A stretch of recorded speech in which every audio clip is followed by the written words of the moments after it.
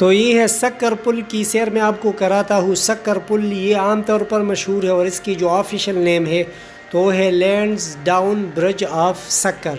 تو اس طرح جو آپ سکر شہر سے نکلتے ہیں روہڑی کی طرف، کیونکہ یہ روہڑی کو سکر شہر سے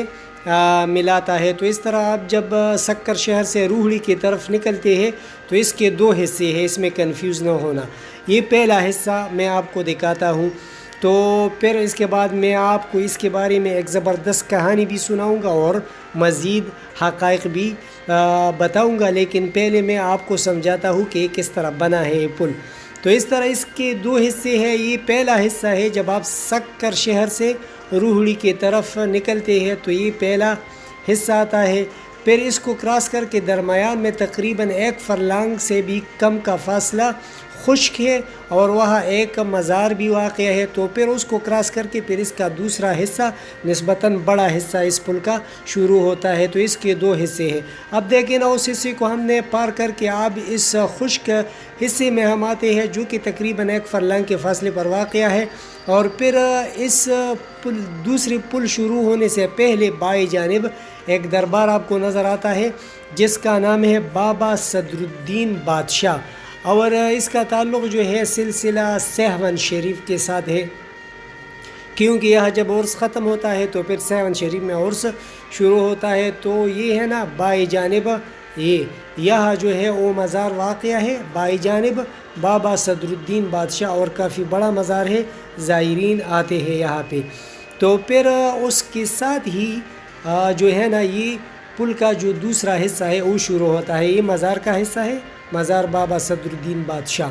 تو پھر اس مزار کے ساتھ ہی جب آپ اس سے نکلتے ہیں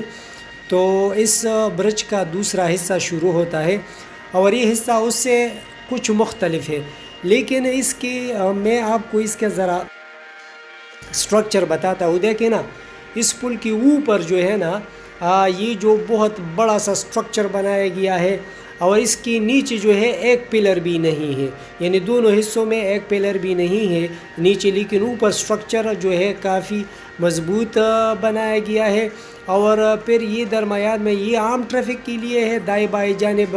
جو ہے اس میں پیڈسٹرینز یعنی پیدل چلنے والوں کے لیے ہے، اور پھر اس ٹریفک والے کے ساتھ ٹرین والی بھی ہے، یعنی ٹرین والے اور ٹریفک والے یہ دونوں ساتھ ساتھ بنائے گئے ہیں، اور اس کے ساتھ پیدل چلنے والوں کے لیے بھی ہے۔ پھر میں نے آپ کو نیچے سے بھی دکھایا، پھر اس کے ساتھ ایک پارک بھی ہے، اور پھر اس کے ساتھ ہی جب آپ اس طرف آئیں گے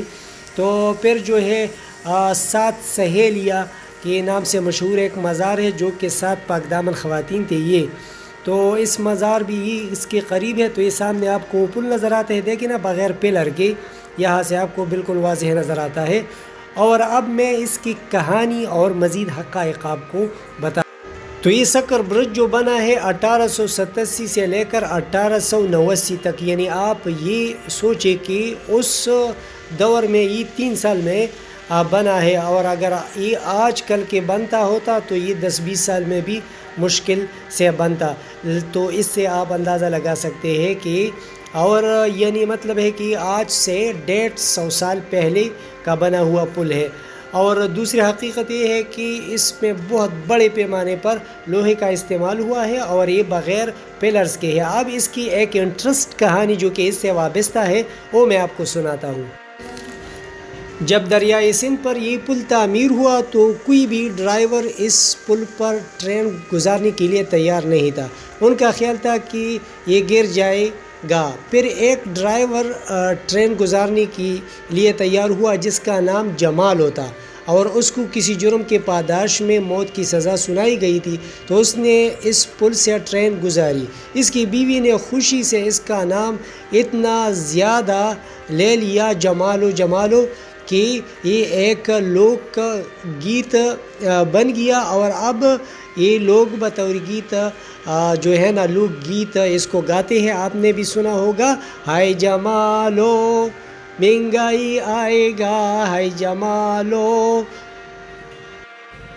اگر آپ چاہتے ہیں کہ پاکستان کے مختلف چھوٹے بڑے شہروں کی سیر کریں، تاریخی اور سیاحتی مقامات کی سیر کریں،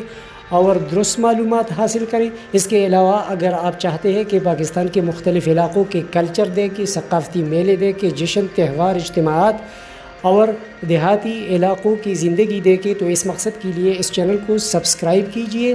اور اس ویڈیو کو بھی لائک کیجئے۔ آپ کے دیکھنے کا بہت بہت شکریہ۔ اللہ حافظ۔